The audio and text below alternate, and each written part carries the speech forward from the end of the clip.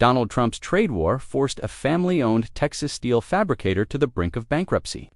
But his dismissive tweet about unimportant collateral damage prompted Jasmine Crockett to personally bring the company's owner to Washington to confront the policy's architects face-to-face.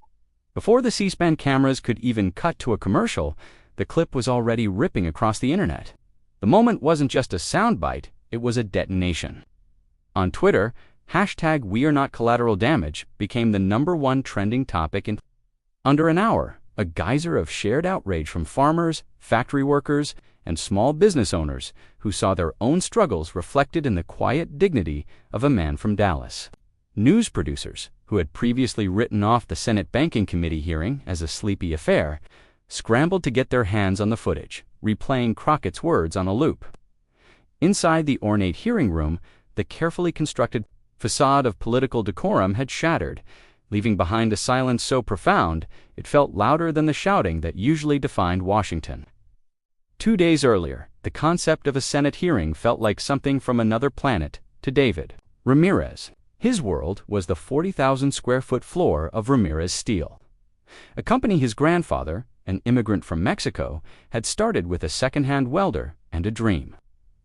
Now, David sat in the office his father had built, staring at a stack of pink slips. Each one represented a family, a mortgage, a story he knew intimately. He'd had to lay off 12 people that month, men he'd worked alongside since he was a teenager. The silence from the factory floor was a constant, heavy presence.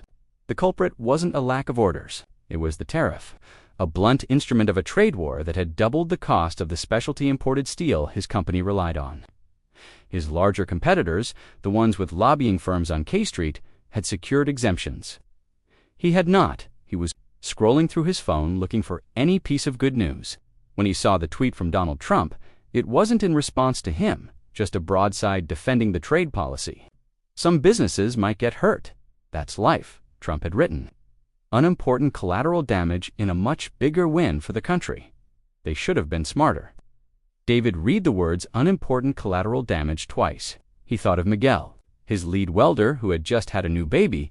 He thought of Sarah, his bookkeeper, whose husband was fighting cancer. He felt a surge of something he hadn't felt in months, not despair, but a cold, hard anger. On impulse, he picked up the phone and dialed the number for his district's congressional office. He didn't expect a callback 20-4 hours later. Jasmine Crockett was not in her D.C. office. She was standing on the silent factory floor of Ramirez Steel in South Dallas. She had her aide Shonda with her, a sharp, pragmatic woman who was already tapping nervously at her phone, calculating the political risk. Crockett wasn't looking at polls. She was looking at a massive, dormant metal press, her reflection faint on its polished surface. David had walked her through the plant, his voice quiet but steady as he explained how each machine worked, who used to run it, and why it was now idle. He called us unimportant, David said, his voice cracking for the first time. My grandfather poured his soul into this place. We're not collateral damage. Jasmine pulled out her own phone and looked at Trump's tweet again. She saw the casual cruelty of it, the dismissal of real lives for a political talking point. She'd seen this kind of language her whole life, in courtrooms and in committee hearings, the sanitizing of injustice through bureaucratic jargon. Shonda stepped closer, lowering her voice. Jasmine, the White House will come after you for this. They'll say, you're anti-American, that you're against a strong economy. Jasmine locked her phone and looked from the idle machine to David's tired face. This isn't about politics, Shonda. It's about a man's life's work. It's about a community. They need to stop talking about numbers and look at a human being. She turned to David. They need to see your face. They need to hear your voice. I'm taking you to Washington. There's a Senate Banking Committee hearing on this exact policy on Wednesday. I'm going to get you a seat at the table. David looked stunned. Me? Congresswoman? I'm not a speaker. I'm a fabricator. You don't have to be a speaker, Jasmine said, her voice firm but kind. You just have to tell your truth. Let me handle the rest. And so they came to the Hart Senate office building, a place of marble and hushed importance that felt a world away from the grease and steel of Dallas. David, in an ill-fitting suit, his wife had insisted he buy-clutched his prepared statement, the paper already damp in his hand. Jasmine sat beside him at the long witness table, a picture of calm, deliberate focus. Across from them, on a raised dais, sat the members of the Senate Banking Committee. The hearing began as expected. The chairman, a Republican from a rural state, spoke about the importance of American manufacturing. Then came the Secretary of Commerce, a man named Marcus Thorne, who embodied the administration's philosophy. He was handsome, slick, and radiated an unshakable confidence. For 20 minutes, he presented a PowerPoint full of soaring charts and macroeconomic projections. He used words like strategic realignment, long-term gains, and patriotic sacrifice. He painted a picture of a bold, decisive policy that was making America strong again, a policy so successful that any minor disruptions were trivial, a rounding error in a sea of black ink. Then it was Jasmine Crockett's turn. The chairman introduced her as a guest, a respected colleague from the House who had requested time to speak on the policy's local impact. She walked to the podium, adjusted the microphone, and looked out at the committee. "Thank you, Mr. Chairman." "Ranking member, for the courtesy," she began, her voice even and clear. "I'm not here today to talk about abstract numbers or debate macroeconomic theory. The Secretary has already provided you with plenty of charts. I'm here to introduce you to one of those numbers.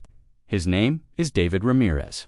He is a third-generation business owner, a husband, a father, and an employer in my district. His story is the reality of this policy, and I ask that you give him your full attention." She sat down, and a hush fell over the room as David took her place. His voice trembled at first, a stark contrast to the smooth baritone of the Secretary. He spoke of his grandfather arriving in Texas with nothing. He spoke of his father teaching him how to read blueprints. He spoke of the pride he felt in making something real, something tangible, with American hands. Then his voice grew stronger as he talked about the tariffs. "We don't use domestic steel for our products," he explained, his hands gesturing simply. "The specific grade we need for the precision parts we manufacture isn't made in the quantities we need here in the U.S. We have to import it. The tariff didn't make us buy American. It just made it impossible for us to compete. Our biggest competitors, the billion-dollar corporations, they got exemptions. They hired lobbyists. I just have my employees. Or, I did." He paused, swallowing hard. "Last week I had to lay off a man who taught me how to weld. He'd been with my family's company for 35 years. How do I tell him he's a patriotic sacrifice?" The words hung in the air. There were no charts, no graphs, just the raw, unvarnished truth of a life being dismantled by a policy made thousands of miles away. The committee's ranking Republican, a stern senator from Utah, began the questioning. He peered down at David over his glasses. "Mr. Ramirez, while your story is compelling, isn't it the nature of capitalism that businesses adapt or fail? Isn't it true that a savvy businessman anticipates market fluctuations? Perhaps your business model was already weak, and this policy simply exposed that." David was flustered. "We were profitable," he stammered. "We were growing. This wasn't a market fluctuation. This was a government decision." The senator pressed on, but it was Secretary Thorne who saw an opening to deliver the final authoritative blow. He leaned forward, his expression a mask of performative sympathy. "Mr. Ramirez," he said, his voice dripping with condescension, "I sympathize with your situation. I truly do. But we have to look at the bigger picture. The nation is benefiting. Jobs are being created elsewhere. The economy is roaring. Sometimes for the greater economic good, there are acceptable losses." There it was, the phrase that killed the room. Acceptable losses. It was even more brutal than collateral damage. David Ramirez stared, speechless. He looked like he'd been punched. The air was sucked out of the room. The chairman shifted uncomfortably in his seat. The C-SPAN camera zoomed in on David's stunned face, then panned to Jasmine Crockett. Her face was a study in stillness. She didn't move a muscle, but her eyes, fixed on Secretary Thorne, were burning. She let the silence stretch, forcing everyone in the room to sit in the ugliness of what had just been said. She waited one beat, then two. Then, in a voice that was quiet, controlled, and absolutely lethal, she leaned into her microphone. The real confrontation was about to begin. Jasmine Crockett let the silence hang for another full second, a pocket of dead air that felt accusatory. She watched as Secretary Thorne's confident smirk began to waver, a flicker of uncertainty in his eyes. He had said the quiet part out loud, and he had done it on camera. Jasmine didn't look at David. She didn't look at the chairman. She addressed Thorne directly, her voice devoid of the high-pitched anger he likely expected. Low, precise, and resonant, with a clarity that cut through the chamber's stale air. "Excuse me, Mr. Secretary," she said, the politeness of the words a stark contrast to their intent. "I need to make sure I heard you correctly. Did you just refer to Mr. Ramirez's life's work hand, the livelihoods of the dozen families he just told you he had to shatter as an acceptable loss?" Thorne, recovering his composure, straightened his tie. "Congresswoman, I was speaking in macroeconomic terms. In any broad-based policy, there will be dislocations. It's unfortunate, but necessary for the aggregate benefit." "Aggregate benefit," Jasmine repeated, letting the term hang in the air like a bad smell. She picked up a piece of paper from her folder. It was the list of the 12 employees David had been forced to lay off. "Let's talk about the dislocations. Maria Flores, 18 years at Ramirez Steel. Single mother of 3. Is she a dislocation, Mr. Secretary? Or is she an acceptable loss? What about John Lee, 27 years? Was putting his son through college. I need you to be specific," the senator from Utah interjected. "Now, Congresswoman, that's an unfair characterization. The Secretary is not responsible for individual hiring and firing decisions." Jasmine's head snapped toward the senator, but her voice remained steady. "With all due respect, Senator, his policy is the conditions where a good man running a good business had no other choice. You can't light a fire and then claim you're not responsible for the ashes." She turned back to Thorne, who was now visibly flustered, shuffling his papers. "Mr. Ramirez isn't a dislocation. Mr. Secretary, he is a citizen of the United States and a constituent of Texas's 30th District, and he is here today because his government, the one you serve, has actively chosen to sacrifice him for a talking point." Thorne puffed out his chest, falling back on his authority. "This administration is not sacrificing anyone. We are putting America first. This is about national strength." That was the opening Jasmine had been waiting for. She stood up. It wasn't a dramatic gesture, but it shifted the entire dynamic of the room. She was an advocate on her feet. The move was unexpected and commanded the attention of every person in the room, including the C-SPAN cameras. She didn't need notes. She spoke directly to Thorne, but her words were for the entire country that was watching. "Acceptable to whom, Mr. Secretary?" she asked, her voice rising just enough to fill the room, a controlled burn of indignation. "In this air-conditioned room, looking at your spreadsheets, because you will go home tonight to your comfortable life, while David Ramirez has to go home and figure out how to tell his wife they might lose the house his father built." She took a step closer. "This man's acceptable loss is his grandfather's legacy. It is the pride of a family that built something from nothing.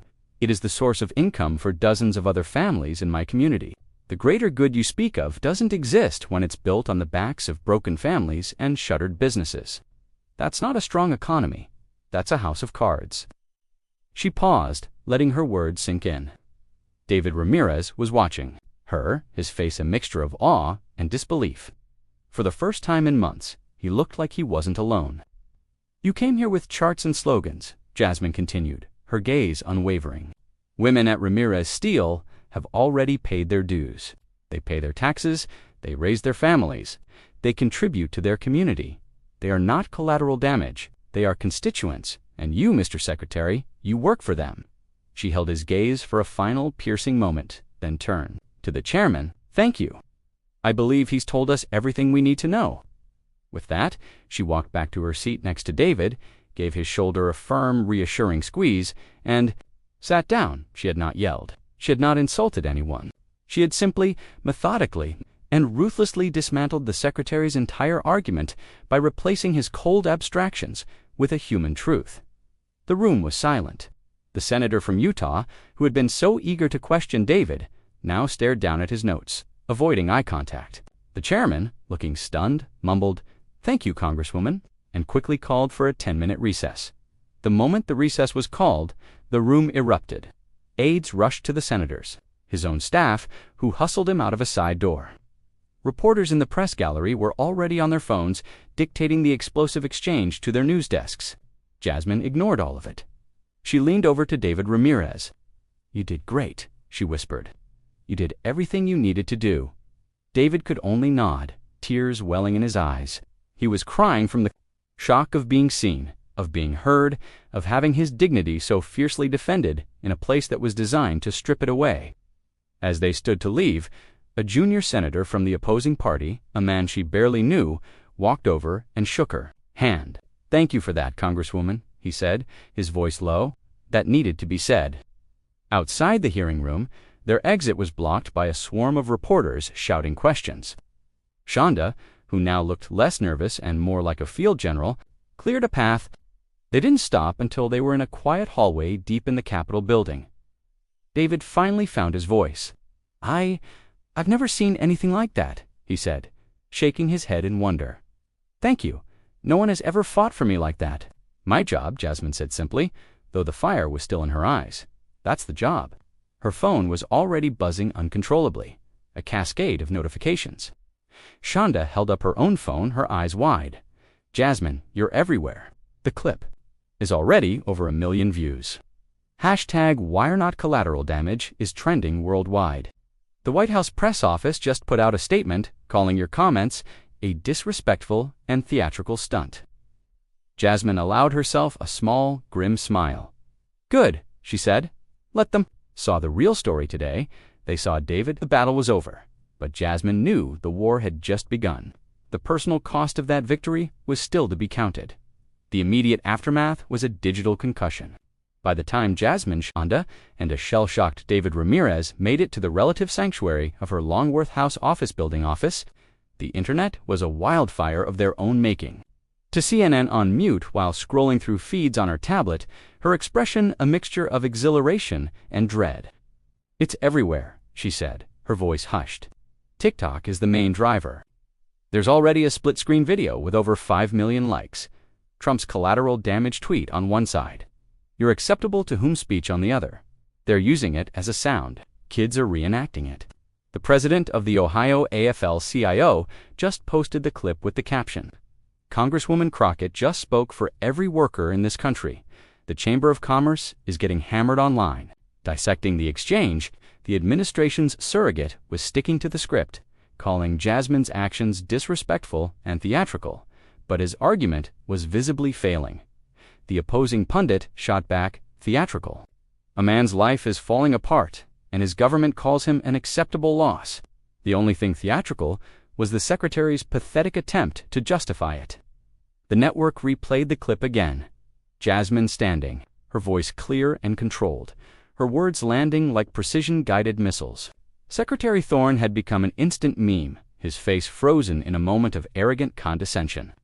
Plastered with captions like the face of a bureaucrat who has never had a real job. Jasmine kicked off her heels and sank into the worn leather chair behind her desk, the adrenaline finally seeping away, leaving a familiar, bone-deep exhaustion in its place. She closed her eyes, rubbing her temples. The victory in the hearing room was real, but it had come at a cost. She knew all too well. Public battles were fought in the light, but the shrapnel always followed you into the quiet, private spaces. David sat on the small sofa opposite her, staring at the floor. He hadn't said much since they'd escaped the reporters. He looked like a man who had survived a car crash, dazed and grappling with a new, unwelcome reality. He wasn't just a business owner anymore. He had been thrust onto a national stage he never wanted, his personal pain now public property. He pulled out his phone, his thumb hovering over the screen. Ramirez Steele was trending. Shonda's face hardened as she switched from social media feeds to the office's email inbox. "Okay," she said, her voice losing its earlier excitement. "Here it comes." She turned the screen away from David, a protective instinct. The phones are ringing off the hook. I'd say 90% are positive. People offering support, other business owners sharing their own stories. But the other 10%. She trailed off, her jaw tight. "Read them," Shonda Jasmine said, without opening her eyes. "I need to hear it." Shonda took a breath. One's from a Patriot 1776. It says, "You loud-mouthed B-word. Go back to where you came from and leave real Americans alone." This one just has a picture of a noose. The subject line is, "For traitors." There are a few dozen like this. The usual stuff. Racist, misogynistic, a couple of detailed threats against you and your family that I'm flagging for the Capitol Police. Right now, Jasmine nodded slowly. It was the predictable, ugly toll for a black woman who dared to be powerful in public. Each word was a tiny pebble of poison designed to weigh her down, to make her question if the fight was worth it. She pushed the thoughts away and reached for her personal phone. There was one call she had to make. She scrolled to Mama and pressed the button. Her mother picked up on the second ring. "Jasmine, I saw you on the news. I saw it all." Her mother's voice was a potent mix of fierce pride and trembling fear. "You stood up there and you spoke the truth. You sounded just like your grandmother when she'd get fed up with the deacon." A pause. "But you need to be careful. These people are crazy. The things they say, I worry about you." "I'm okay, Mama," Jasmine said, forcing a calm she didn't entirely feel into her voice. "I have security. Shonda's here. We're fine. It's just part of the work." "I know it's the work," her mother replied, her voice thick with emotion. "But you're my daughter first. You just promised me you'll watch your back. Don't let them make you hard." "They won't, Mama," Jasmine promised. "I love you." She hung up, the weight of her mother's worry settling on her shoulders next to everything else. It was the private tax on her public service. Across the room, David was on the phone with his wife, his voice low and strained. "Maria, I've never been so scared in my life," he whispered. "I just told them what was happening, and this man, this secretary, he called us acceptable losses. I don't know what we are. People are calling. They're sending messages, ... I think she gave us a chance." He hung up and looked at Jasmine, his eyes filled with a daunting mix of gratitude and fear. He was no longer invisible, and he was beginning to understand the terrifying responsibility that came with being seen. The next morning, the narrative began to shift in a way no one, least of all the White House, had anticipated. The shift came from a gravelly-voiced 60-something podcast host named Franklin Dorsey. Dorsey was a conservative institution, a man known for his blistering attacks on woke progressives and his unwavering support for Trump's America First agenda. His millions of listeners tuned in that day, expecting him to savage Jasmine Crockett. He began his show, as usual, with a monologue about the failures of the political left. He called Crockett a firebrand and admitted he disagreed with her on nearly every issue. "I was all set to come on here today and talk about another grandstanding politician," he said, his voice a low rumble. "I saw the headlines, and I thought, I knew the story." He paused, a long, deliberate silence. "And then I watched the tape," he said. "I watched the whole exchange. And I'm telling you, what I saw in that hearing room yesterday, ... that wasn't about politics. I saw a government official, a man dripping with contempt, look a citizen in the eye and call his life's work an acceptable loss. I saw a man who built something with his own hands get told by a bureaucrat that he was unimportant." Another pause. "It doesn't matter what party you're in. That's just wrong. That's not America First. That's Washington First. You don't get to destroy a man's life and then tell him to his face that it's for the greater good. That's the kind of arrogance that makes people hate their government. What she did wasn't a stunt. It was an act of basic representation. The impact was immediate and seismic. Moderate Republicans who had been privately appalled by Secretary Thorne's comments, but were afraid of appearing disloyal to the administration, now felt empowered to speak up. A Republican senator from a Rust Belt state released a statement saying, "While I support the president's trade goals, Secretary Thorne's comments were insensitive and unacceptable." The White House's attack line that this was a partisan stunt by a radical Democrat had been completely neutralized. Franklin Dorsey had single-handedly reframed the conversation. It was no longer about left versus right. It was about Washington versus the rest of the country, he said softly. Jasmine watched Dorsey's face, her expression unreadable. "Sometimes," she said, "the truth finds a way to cut through the noise, even in the most unexpected places." The administration would regroup. Thorne would be prepped with new talking points. She had won the battle, but she hadn't yet defined the lasting principle. That would require one more move, a final statement delivered not in a hostile hearing room, but on her own terms. She knew that her next words would be the ones to shape the memory of this fight for years to come. For the next 3 days, the White House was in full retreat. The political firestorm Jasmine Crockett had ignited was now too big to ignore and too widespread to contain. Secretary Marcus Thorne was conspicuously absent from the public eye.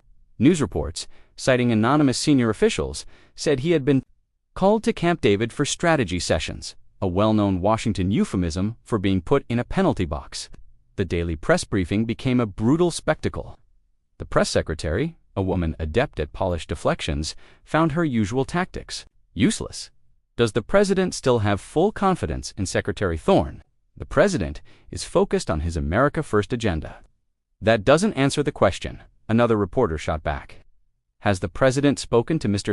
Ramirez or any of the other business owners affected by what his own secretary called acceptable losses? The president's policies have resulted in the strongest economy in a generation. ... double quotes, she began, but was cut off. The press corps, smelling blood in the water, refused to let the issue go. The administration had lost control of the narrative.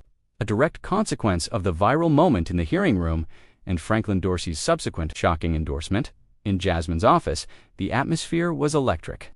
The flood of media requests had become a deluge. Shonda was juggling 3 calls at once. A legal pad in front of her, scrawled with the names of every major news anchor and producer in the country. "Okay, Jasmine, we need to decide," she said, finally hanging up the phone. "This is the moment. Anderson Cooper's team can give you the first 20 minutes of his show tonight. Rachel Maddow is offering a full hour-long special. Fox News even called, wants you to come on with Brett Baier. They say they want a fair and balanced discussion." Jasmine was standing by the window, looking down at the Capitol grounds. She hadn't slept more than a few hours, but she felt a sense of profound clarity. This moment was fragile. It could be molded into something lasting, or it could shatter into just another partisan squabble. "No," Jasmine said quietly. Shonda stopped writing. "No, Jasmine, this is our chance to bury them. We can go on primetime and drive this narrative home. We can make Thorne a household name for all the wrong reasons. That's their game. If I go on CNN, it becomes another political food fight. The focus will shift from David to me. We can't let that happen. We have to put the focus back on the principal." Shonda looked skeptical, but she knew this side of Jasmine. It was the same conviction that had led her to walk off the set of The View in the provided story a refusal to perform for someone else's spectacle. "So what's the play?" Shonda asked. "We're going home," Jasmine said. "Cancel all the DC media. Tell the local station in Dallas. We'll give them an exclusive. We're holding an event, not a press conference. A town hall. Get the ironworkers, Union Hall. I want to be in a room full of people who work with their hands, and I want David and his family in the front row." She looked at David, who had been listening quietly from the sofa. "This started with you, David. It should end with your community." 2 days later, she stood on a small makeshift stage in the IBU Local 20 Hall in South Dallas. The room smelled of stale coffee and grit. It was packed, not with reporters and strategists, but with electricians, plumbers, steelworkers, and their families. The lighting was poor, and the sound system crackled, but the energy was real. A single camera from the local ABC affiliate was perched in the back. David Ramirez sat in the front row, flanked by his wife Maria and his elderly father, who had insisted on coming. Jasmine stepped to the microphone, wearing a simple black dress, no notes in her hand. She looked out at the faces in the crowd, people she represented, and began to speak. Her voice was calm, but it filled the hall. "A few days ago," she started, "I went to a meeting in a fancy room in Washington. But this was never about economics. It was about dignity." A murmur of agreement rippled through the crowd. They sit in those marble halls and they look at spreadsheets, and they see numbers. They don't see you, struggles, your pride.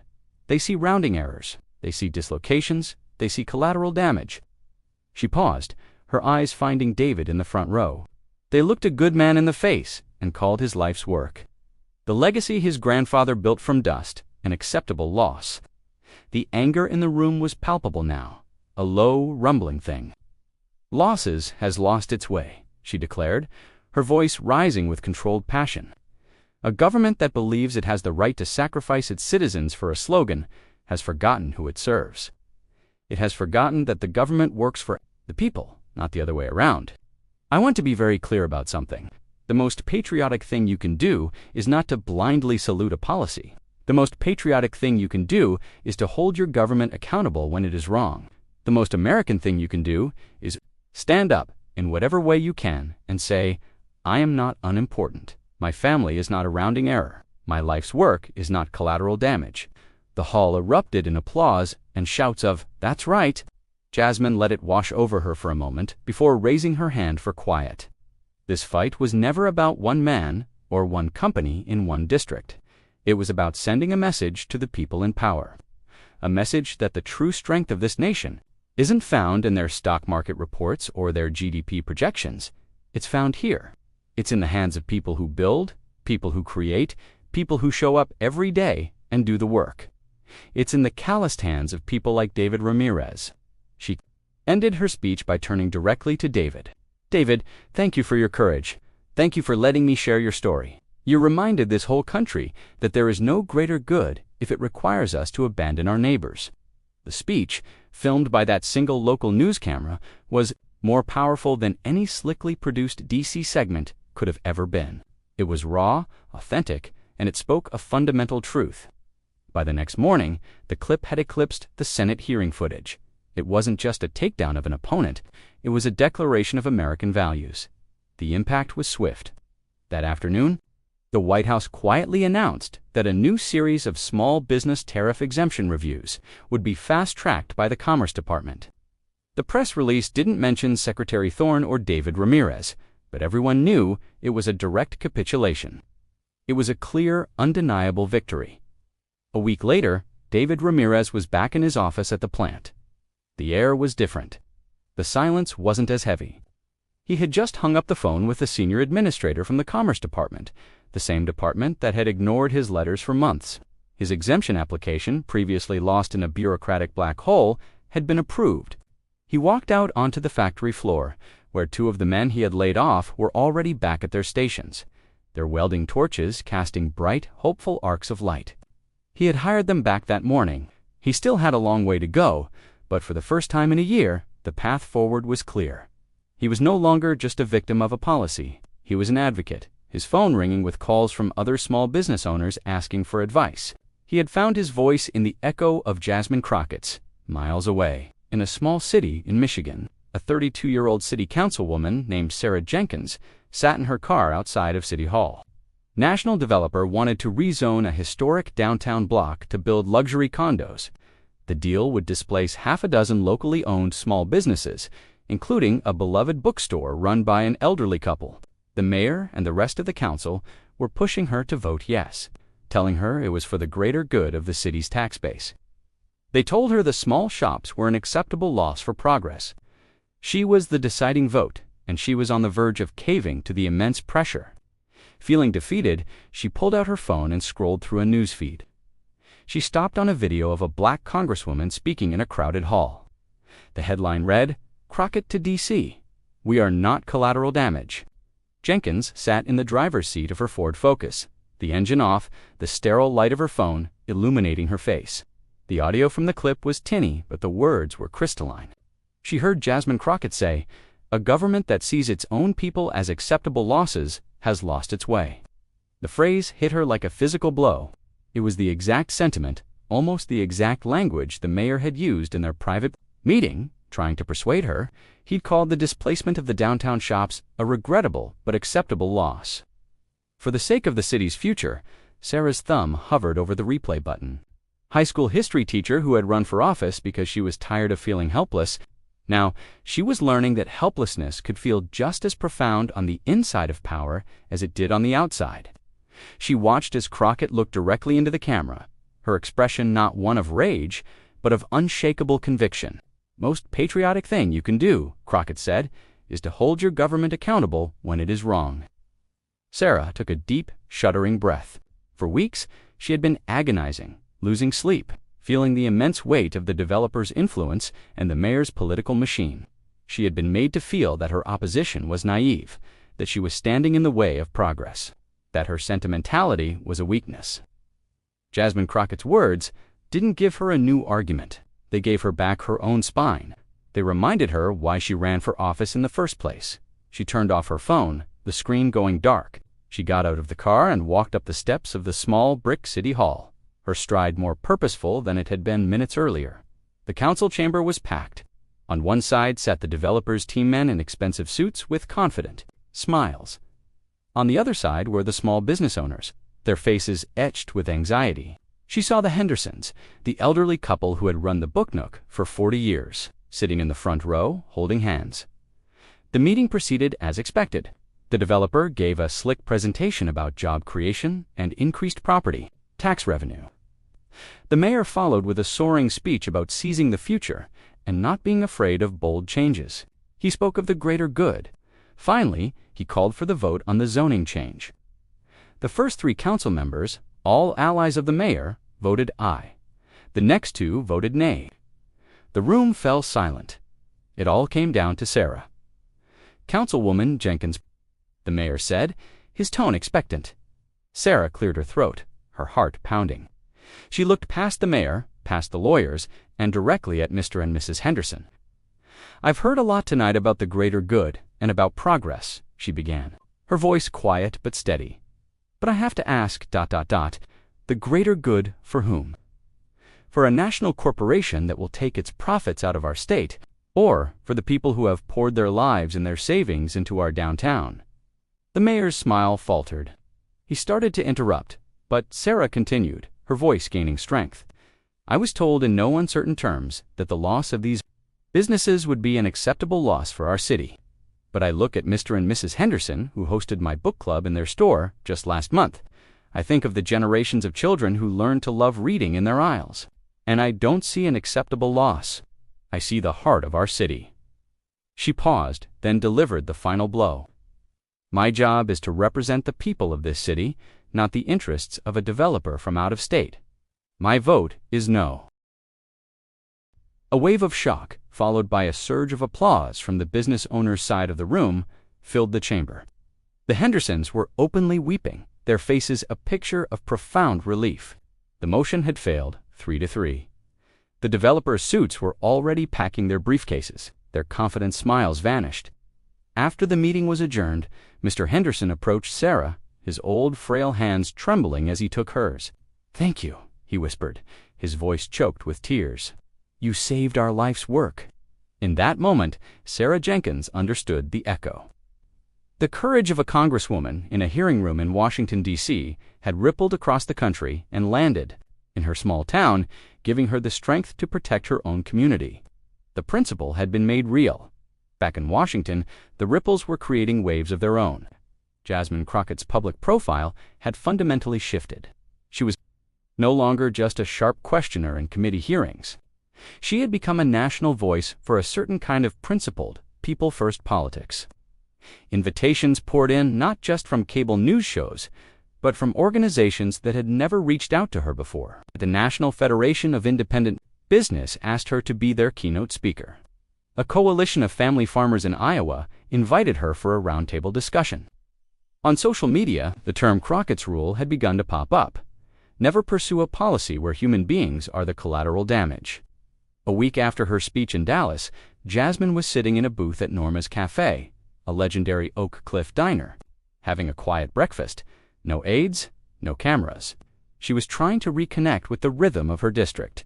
The waitress, a young woman with a piercing in her nose and tattoos up her arm, came to refill her coffee. "Excuse me, you're Congresswoman Crockett, right?" she asked, a little shyly. Jasmine smiled. "I am. I wanted to say thank you," the waitress said, her professional demeanor cracking for a moment. "My dad owns a small machine shop over in the design district. He's been struggling for a couple of years. He saw you on the news, and he called me right after. He said you were the first politician he's ever heard who sounds like she gets it. He said you sound like you actually see people like him." She topped off Jasmine's coffee, her hand not quite steady, so ... "Thanks." Jasmine's smile was genuine. "Please tell your dad I'm fighting for him." News hit. It was the confirmation that her message had landed where it mattered most. The final piece of the Washington drama fell into place the following Tuesday. A major news network broke the story with a push alert. Secretary of Commerce Marcus Thorne has submitted his resignation to the president, effective immediately. In a statement, Thorne cited a desire to spend more time with his family and pursue opportunities in the private sector. It was the classic face-saving exit for a disgraced official. His political career was over, a direct casualty of his own hubris in a hearing room and a congresswoman's refusal to let him get away with it. The next day, David Ramirez and his father Alejandro visited Jasmine in her Dallas office. The weight of despair had lifted, replaced by a new, quiet confidence. He spoke about his plans to modernize the plant, to bring on an apprentice. But it was his father, a man in his late 80s with hands like worn leather, who provided the moment. Jasmine would carry with her. Alejandro Ramirez stood up, his back stiff with age but his eyes sharp and clear. He spoke in a soft, heavily accented English. "Congresswoman," he began, "in my life, I have been in many rooms with many powerful men. They tell us where to work, how much we will be paid. They tell us the rules. Many times, they have told us that we do not matter." He paused, taking a breath.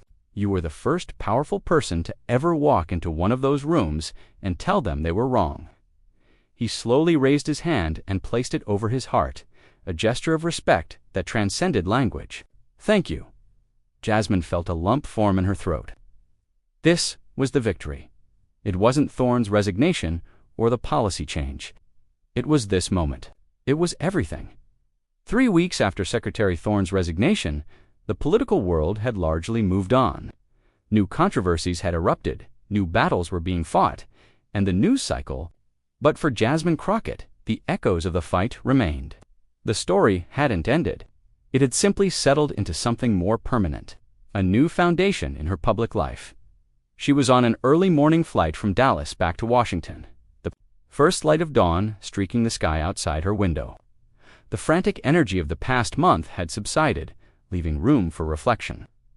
She thought about the quote she had pinned to the wall of her office, a line she often repeated to her staff. "Unity without honesty is decoration." The administration had demanded a false unity, a consensus built on the silent suffering of people like David Ramirez. They had wanted the pretty decoration of a strong economy without the honest accounting of its cost. In that dishonesty had been the catalyst for everything that followed. She pulled out her phone, bypassing the news alerts and social media notifications. She scrolled to her photo gallery and stopped on a picture she had taken in her Dallas office just before she left. It was of 3 men, David Ramirez, his father Alejandro, and David's teenage son, generations of Ramirez steel, standing together, their faces a mixture of wariness, pride, and resilience. That, she thought, was the real story. Not the hearings, not the resignations, not the viral clips. It was the survival and the dignity of this family, and thousands like them. That was the truth that mattered. As she was about to put her phone away, a news alert popped up from a small paper in Michigan. Her curiosity piqued. She tapped on it. The headline read, "Local businesses rally to purchase historic downtown block after developer's plan fails." She read the article, her eyes widening. It detailed how, after the city council had voted down the developer's zoning proposal, the community had been galvanized. Led by the elderly owners of the Book Nook, the dozen small businesses that had been threatened with displacement formed a copay. They pooled their resources, secured a loan from a local credit union, and had successfully purchased the entire block themselves. Their plan was to restore the historic buildings and create a protected downtown district for local merchants. The article quoted the councilwoman Sarah Jenkins. "One person's courage can remind an entire community of its own strength." Jenkins said, "We were told we were an acceptable loss. We decided to prove we were an invaluable asset." Jasmine leaned her head back against the seat and let out a slow breath. A genuine, unguarded smile spread across her face. This was the final, unexpected echo. They had inspired people to build something new in its place. It was no longer her fight. It was theirs now. A story of self-determination and community pride hundreds of miles away. The ripple had become a wave. Jasmine Crockett didn't set out to become a national symbol. She simply stood up for one of her constituents, but in doing so, she dismantled a toxic political argument and replaced it with a human truth. She reminded the country that no citizen is ever collateral damage, and no family's legacy is an acceptable loss. In the halls of Washington, D.C., it was felt in the quiet pride of a factory owner in Dallas hiring his people back, and in the newfound courage of a city councilwoman in Michigan protecting her town's heart. She didn't just win a news cycle. She armed ordinary people with a renewed sense of their own importance, proving that the most powerful voice in America is not the one that shouts the loudest from the highest office, with clarity and conviction for those who have been told they do not matter. What is the true measure of a nation's strength? Is it found in its powerful institutions and economic reports, or in its willingness to defend the dignity of a single citizen? Let us know what you think in the comments. People standing tall in the spaces that try to shrink them.